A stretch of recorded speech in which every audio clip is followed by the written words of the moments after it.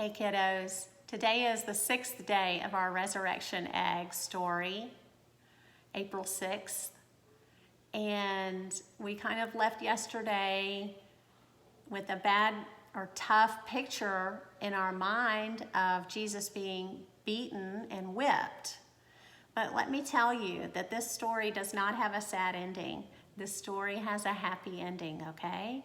And this is all part of God's plan to save you and me from our sins so that we can live forever with Him in heaven if we do so choose to love Him and serve Him in our hearts, okay?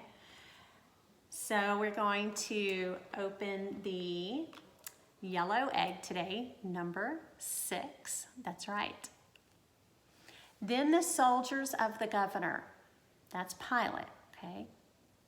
Then the soldiers of the governor took Jesus into the governor's headquarters and twisting together a crown of thorns, they put it on his head.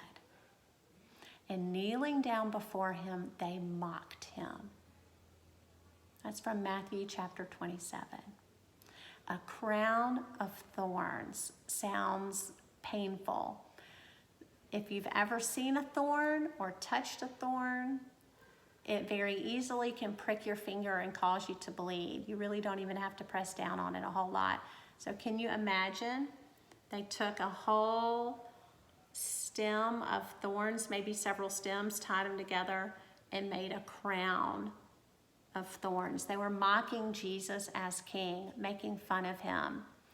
And what do you think happened when the crown of thorns pressed into his head? It hurt and it bled.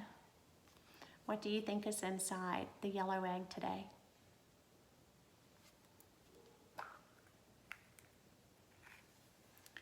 A crown of thorns. Okay. After Jesus had been whipped, the soldiers took branches with thorns, twisted them into the shape of a crown, and shoved it on Jesus' head. Again, Jesus bled. We know that because Jesus was the Son of God, He could have stopped the men from hurting Him. He could do anything He wanted to do. But He let them continue. Do you know why?